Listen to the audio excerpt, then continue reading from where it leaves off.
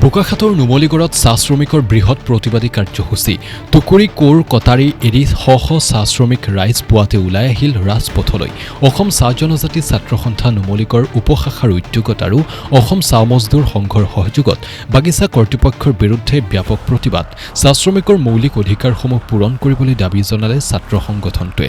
চাহ বাগিচাত খালী হোৱা পদসমূহত শিক্ষিত চাহ শ্ৰমিকৰ সন্তানক নিযুক্তিৰ ক্ষেত্ৰত ব্যৱস্থা গ্ৰহণ, বিশুদ্ধ খোৱাপানীৰ ব্যৱস্থা, শ্ৰমিকৰ জৰাজীৰ্ণ বাসগৃহ পুনৰ নিৰ্মাণ, দৰমহাৰ ক্ষেত্ৰত সুব্যৱস্থা কৰা ইত্যাদি বহুকেইটা দাবী লৈ উত্তাল প্ৰতিবাদ সাব্যস্ত কৰে শ্ৰমিক ৰাইজ, আটছা আৰু অসম চাহ মজদুৰ সংঘৰ। আনহাতে কিছুদিন পূৰ্বে নুমলীগড় বাগিচাৰ চাহ মজদুৰ সংঘৰ সভাপতি প্ৰসাদু তাঁতীক বাগিচাৰ এজন লোকে শাৰীৰিকভাৱে প্ৰহাৰ কৰা ঘটনাৰ উচিত ব্যৱস্থা গ্ৰহণ কৰিবলৈ প্ৰশাসনৰ ওচৰত দাবী জনাইছে ছাত্ৰ সংগঠনটোৱে।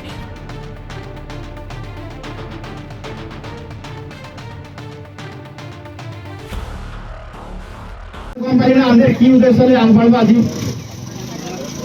তো আজ 10 বছর লেগে ধর্মা দিব লিগায় আর ওই ধর্মার 20 টাকা 30 টাকা এয়ারটেলে দিব লিগায়।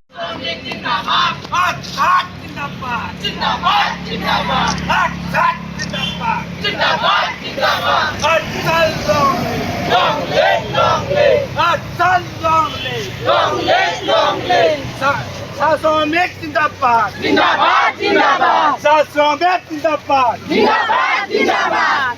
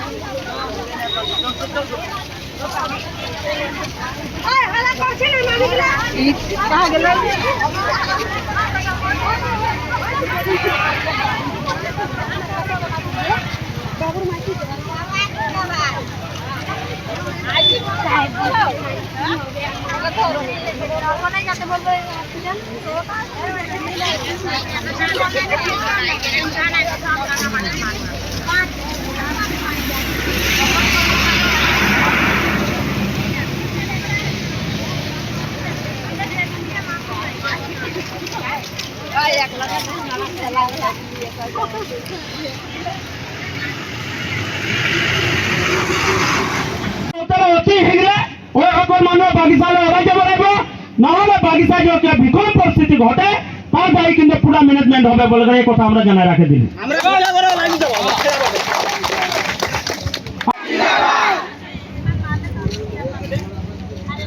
আমার মাজত উপস্থিত আছে বাগিচা সংঘৰ সন্মানীয় সম্পাদক ৰতনদীপ ৰবিদাস, আমাৰ ইয়াত আহিবৰ কাৰণে জনাইছোঁ, আৰু সংঘৰ উপসভাপতি আমাৰ এই বেনাৰৰ ভিতৰত আহিবৰ কাৰণে অনুৰোধ জনাইছোঁ। আমাৰো অনুষ্ঠানৰ ওপৰত কাৰ্যসূচীৰ ওপৰত প্ৰবলভাৱে বক্তব্য দাঙি ধৰিবৰ কাৰণে বাগিচা সংঘৰ সন্মানীয় সম্পাদক আছে ৰতনদীপ ৰবিদাস, তেখেতৰ বক্তব্য দাঙি ধৰিবৰ কাৰণে জনাইছোঁ। প্রথমে নমস্কার, আমি বাগানিয়া কথাই বলবো। তোরা সবে গিলাই জানি যে আজি কিছু আজি তারিখ লেগে কোনো ধরনের ন্যায় নাই হয়েছে, কোনো ধরনের ন্যায় নাই দিয়েছে। আমরা বাগিচা সংঘ আর আটসায় লিখে করে দিয়েছি, তথাপি কোনো ধরনের আজি তারিখ লেগে কোনো ন্যায় দিবলগীয়া মানুষ নাই ওলাইছে। আজি পুলিশের কারণেও আমাদের লিডারসক সভাতলি খাবলগীয়া হয়েছে। আজি ওই ভবেন শইকিয়ায় আজি নুমলীগড় বাগিচার 7 জন লিডারকে কেস দিয়েছে থানায়, ছড়াছড়ি কাজাটা ছড়াছড়ি করে দেওয়ার জন্য। বাগিচা সংঘর সম্পাদকও দিয়েছে, বাগিচা সংঘর সম্পাদকও কেস দিয়েছে, পরবীন রবিদাসকেও কেস দিয়েছে। হ্যাঁ, তো এই বিষয়টা আমরা কেতিয়াও সহ্য করতে না পারবো। কেতিয়া সহ্য করতে নাই পারবো। বাগানের হাওয়া পানি খায় সকলে নাতি পোশাক আছে।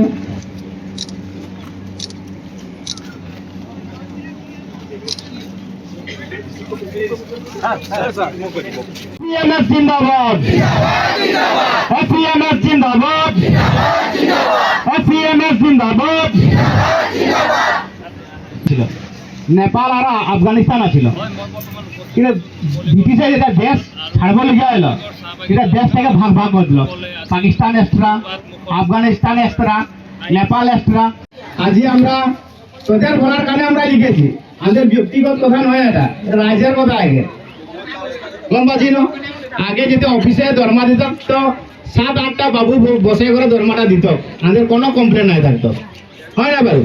এতিয়া 2জন ল'ৰা আছে, এয়াৰটেল পেমেন্ট কৰে দিলে, কিন্তু 2জন ল'ৰা কোনো ধরনের মানে সময়ের ভিতরে দরমা দিতে নাই পারে, তার কারণে মানুষের আন্ধার হয়ে যায়। আর আন্ধার মানুষ বহুত দুখিয়া, যোন দিনে দরমা পায় তার রাতি পায় চাউলে না থাকে ঘরে। রাতি যেতিয়া দরমা পায়, যেটা চাউল আনে ল'ৰা ছোৱালীকে খুৱাব বলে দরমাটা আনতে যায়, কিন্তু দরমাটা ওই দিনে নাই পায়। বহুত দুঃখের কথা। কিন্তু কালি আমি বাগান যাইছি, রাইজে কিন্তু কথাটা বললো, তো আমি বলি সভাপতি এই বিষয়টা তরল মানে ভরাব লাগে। তো ওই সমস্যাটাই এয়ারটেলে হোক বা যাহাই হোক, কিন্তু আমাদেরকে একটা সময়ের ভিতরে দরমাটা দিলে, যাতে মানুষ দিনে পুয়ারে বাজার করে ঘরে রাতি ল'ৰা ছোৱালীকে এসাঁজ খানাটা ভালকে খাব লাগে। ওই আজি আমি অসম শ্ৰেণী ছাত্ৰ সন্থা নুমলীগড় উপশাখাৰ উদ্যোগত আমি 2 ঘণ্টীয়া ধৰ্ণা কাৰ্যসূচী লৈছোঁ। আৰু এই ধৰ্ণা কাৰ্যসূচীৰ মূল উদ্দেশ্য আছিলে যে নুমলীগড় বাগিচা সংঘৰ সন্মানীয় সভাপতিৰ ওপৰত আক্ৰমণ হৈছে। এই আক্ৰমণৰ ওপৰত আজি পুলিচ বিভাগে হওক বা মেনেজমেণ্টে হওক কোনো ধৰণৰ ব্যৱস্থা গ্ৰহণ কৰা নাই। সেইকাৰণে ৰাইজে আজি ক্ষোভত ওলাই আহিছে। কাৰণ যে বাগিচা সংঘৰ সন্মানীয় সভাপতিক যদি আক্ৰমণ কৰে আৰু এই আক্ৰমণৰ ওপৰত কোনো ধৰণৰ ব্যৱস্থা গ্ৰহণ নহয় বা এই মানুহজন যদি ন্যায় নাপায়, অন্তত ৰাইজে ক্ষোভত থাকে। আমি তেখেতসকলৰ ন্যায় বিচাৰিছোঁ। আজি বাগিচা সংঘৰ সম্পাদকৰ ওপৰত এজাহাৰ দিছে, কৰ্মচাৰীৰ বিষয়ৰ ওপৰত এজাহাৰ দিছে। আজি এজাহাৰ দি তেখেতে কি ভয় খুৱাব বিচাৰিছে নেকি? বাগিচাৰ মানুহক ভয় খুৱাব বিচাৰিছে। তেখেতে বাগিচাতে কাম কৰি লালন পালন হয় আজি তেখেতৰ ল'ৰা ছোৱালী পঢ়াইছে, আৰু বাগিচাৰ মানুহকে আজি মাৰপিট কৰিছে। দুখৰ ভৱেন শইকীয়া ডাঙৰ দুখৰ বিষয়। আমি তেখেতক দাবী জনাইছোঁ যে অতি শীঘ্ৰে বাগিচা সংঘৰ ওপৰত যি এজাহাৰ দিছে, অতি শীঘ্ৰে এই এজাহাৰবিলাক উঠাই দিব লাগে, অন্যথা তেখেতৰ বিৰুদ্ধে আমি কাৰ্যসূচী ল'বলৈ বাধ্য হ'ম।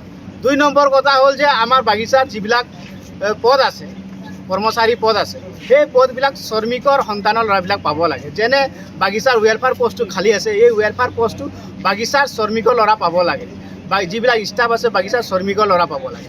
আজি শ্ৰমিকসকলে দিনে ৰাতি কাম কৰি আছে 8 ঘণ্টা, তেখেতসকলে বিশুদ্ধ খোৱাৰ পানী ব্যৱস্থা কৰি দিব লাগিব। তেখেতে যেতিয়া ৰাতি ঘৰলৈকে উভতি যায়, ভাল এটা ঘৰ থাকিব লাগিব, এই ঘৰটো ৰিপেয়াৰিং কৰাৰ ব্যৱস্থা কৰিব লাগে, শৌচাগাৰ কৰিব লাগে, ভাল এটা লেট্ৰিনৰ ব্যৱস্থা কৰি দিব লাগে, পানীৰ ব্যৱস্থা কৰি দিব লাগে, ৰাস্তাৰ ব্যৱস্থা কৰি দিব লাগে। ভাল এতিয়া 7 দিন কাম কৰে, কিন্তু দৰমহা যিদিনাখন পায় সেইদিনাখন মানুহ ভোকত হ'বলগীয়া হৈছে। তেখেতসকলে দৰমহা যি নীতি নিয়ম আছে, এই নীতি নিয়মটো ভাল ধৰণে ব্যৱস্থা কৰি দিব। তেখেতে এয়াৰটেলৰ যোগেদি পে'মেণ্ট কৰি আছে। আগতে ইয়াত 7জন-8জন কৰ্মচাৰীয়ে পে'মেণ্ট কৰিছিলে, কিন্তু এতিয়া 2জন বিষয়ে পে'মেণ্ট কৰাৰ কাৰণে মানুহ 10-11 বজালৈকে ৰাতি ৰ'বলগীয়া হৈছে। এই ব্যৱস্থাটো অতি শীঘ্ৰে সাল সলনি কৰি যাতে মানুহ অলপ বৃদ্ধি কৰি এটা নিয়মৰ মতে এটা দৰমহা দিয়াৰ ব্যৱস্থা কৰিব লাগে, যাতে শ্ৰমিকসকলে কামৰ পৰা আহি দৰমহা লৈ বজাৰ হাট কৰি এটা পৰিয়ালৰ লগত ভালকৈ খানা এসাঁজ খাব পৰা যায়, সেইটো ব্যৱস্থা কৰি দিবৰ কাৰণে আমি মেনেজমেণ্টক দাবী। তেখেতসকলে মানুহে আমাৰ কাম কৰি আছে, PF কাটিছে, এডভান্স কাটিছে, কিবা কিবি তেখেতসকলে যিটো দৰমহা দিয়ে তাৰ পৰাও পইচা 100 টকা 50 টকা পইচা কাটি গৈছে। মানুহ দৰমহা পায় নেকি? মানুহ 1000 টকা 1100 টকা, তাৰ পৰাই যদি 100-200 টকা কাটি লয়, তো মানুহবিলাক চলিব কেনেকৈ? সেইকাৰণে মেনেজমেণ্টক আমি দাবী জনাইছোঁ যাতে কৰ্তন নকৰাকৈ তেখেতসকলে কমিশ্যন নোপোৱাকৈ দৰমহাটো দিয়াৰ ব্যৱস্থা গ্ৰহণ কৰিব লাগে। ছাত্ৰ সন্থা নুমলীগড় উপশাখাৰ উদ্যোগত আজি আমি 2 ঘণ্টীয়া ধৰ্ণা কাৰ্যসূচী ল'বলৈ লৈছোঁ। আৰু নুমলীগড় চাহ বাগিচাৰ বিভিন্ন সমস্যা আছে, যেনে খোৱা পানীৰ সমস্যা, বাসগৃহৰ সমস্যা, সংস্থাপনৰ সমস্যা। এই সমস্যাবিলাক অতি শীঘ্ৰে বাগিচাৰ কৰ্তৃপক্ষ যদি সংস্থাপন নিদিয়ে ল'ৰাবিলাকক, তেতিয়া আমি গণতান্ত্ৰিকভাৱে আন্দোলন কৰিবলৈ বাধ্য হৈ যাম। আজি আপোনালোকে নিশ্চয় গম পায়, নুমলীগড় চাহ বাগিচা সপ্তাহ দিন কাম কৰে, কিন্তু দৰমহাটো ৰাতি 10 বজালৈকে ল'বলগীয়া হয়। যিদিনাখন দৰমহা হয়, এই দৰমহাটো ৰাতি এইদিনাখন মানুহ ভোকত থাকিবলগীয়া হৈছে। তেখেতসকলে কৈছে যে বিশুদ্ধ খোৱা পানী ব্যৱস্থা কৰি দিয়া নাই, বাসগৃহবিলাক যিবিলাক 200 বছৰ আগত নিৰ্মাণ হৈ গৈছে এই বাসগৃহবিলাক নিৰ্মাণ হোৱা নাই, ৰিপেয়াৰিং হোৱা নাই, লেট্ৰিন বাথৰুম নাই। যদি আমাৰ বাগিচাৰ চাহ শ্ৰমিকৰ মৌলিক সমস্যাবিলাক যদি সমাধানেই নকৰে, ইমান কোটি কোটি টকা লাভৱান হোৱা এটা কোম্পানী কেনেকুৱা ধৰণে চলিব কওকচোন। আজি চাহ শ্ৰমিকসকলে নিজৰ প্ৰাপ্যৰ আৰু নিজৰ মৌলিক অধিকাৰৰ মাত মাতিবলৈ ওলাই আহিছে। আজি চাহ শ্ৰমিকৰ যিটো জনকল্যাণ পদটো, এই পদটো চাহ শ্ৰমিকৰ সন্তানে পাব লাগে বুলি আমি দাবী জনাই আছোঁ।